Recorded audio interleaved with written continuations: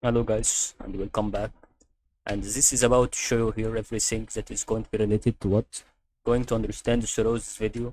So what we are going to be here on the situation that we are going to help you on how you can start to use travel bank credit, and that's about to be here. So you're going to know through the engagement that is going to be related to what we are going to have on the video that is going to be here on this situation that we are going to know about what we are going to see. This situation is really very important to be done. As you can see, going now to sign into your WestJet rewards account, select your flights and continue to your payment step.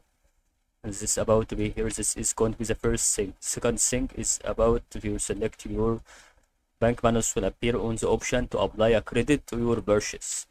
So once you see this, you can choose to apply all or a portion of your travel bank plans towards the cost of your flights. And that is all about to help you in this section.